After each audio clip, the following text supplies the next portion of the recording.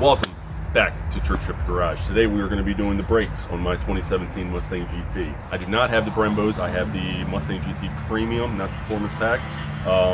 So I feel like these new rotors and pads should do the trick. I got drilled and slotted rotors. These are actually carbon fiber ceramic pads. This should give me better braking performance. Alright, so you want to start by removing the 14mm caliper bolts.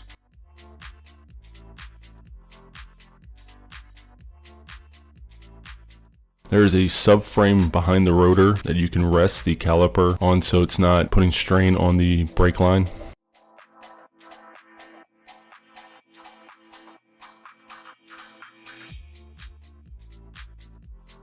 Remove the rotor. Now I did this the hard way. I should have left the caliper mounted and then removed the clip and the pins. As you will see, that's what I'm doing right now. I had to get a toolbox to rest the caliper on so that there wasn't any strain on the brake line. It's a lot easier if you keep it mounted and then do exactly what I'm doing right now. I'm just taking a screwdriver and punching those pins out. They fall right out.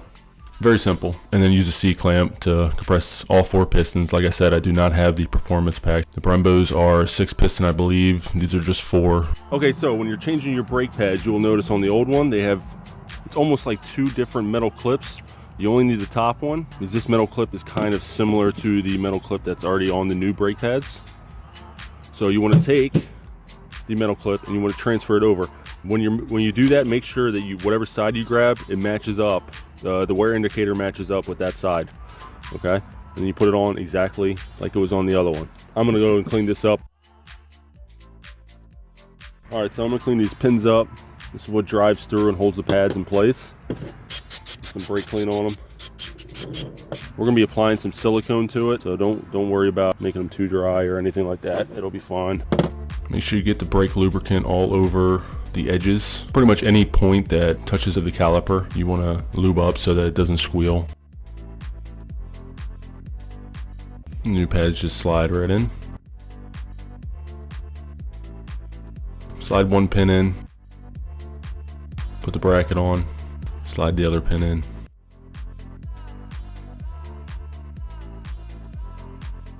Clean off the rotor with brake clean. You want to do that because from the factory they put oils on it to prevent it from rusting, so you want to clean those off.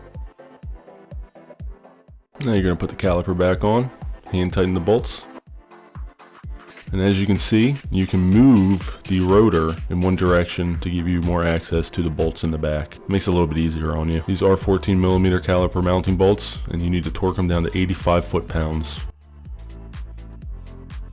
Alright, let's move on to the rear. Rears are a little bit more tricky. They require a special tool. Go ahead and remove the pads. Take note, this one has the wear indicator and it's up against the piston facing the rear of the vehicle. So you want to make sure that you put these pads on the exact same order that they were when you took them off. Go ahead and remove all the hardware. And again, this would have been easier if I just left the caliper mounting bracket on first and then removed the actual caliper.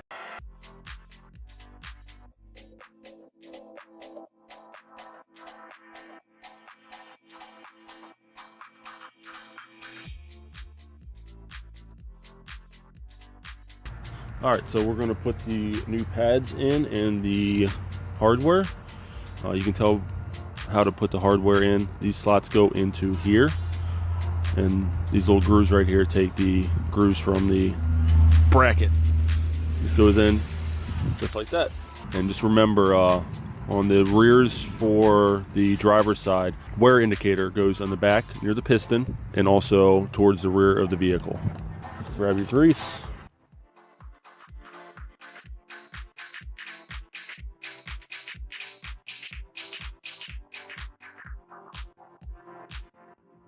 Alright, with my car, it's a 2017 Mustang, you're going to need a disc brake and caliper service tool kit to compress the rear calipers. So this is what it looks like. It has all different sizes, all different types of fittings and everything. So we're going to go ahead and figure out which one matches with the calipers that I have on the rear, and we'll go ahead and compress them.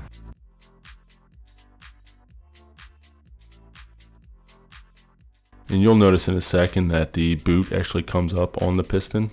Right there. It's not a big deal. All you have to do is push it back down. Now it's finished turning. You will notice that the piston is going in.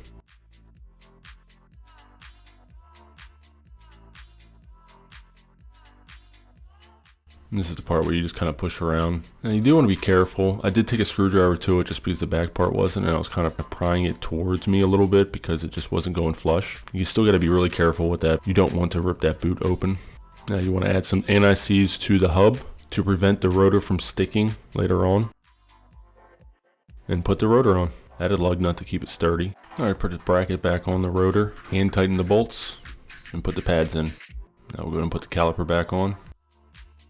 Those bolts go to 26 foot-pounds that mount the mounting bracket to the caliper, and the caliper mounting bolts actually go to 129 foot-pounds. They are 18 millimeters. They're pretty massive.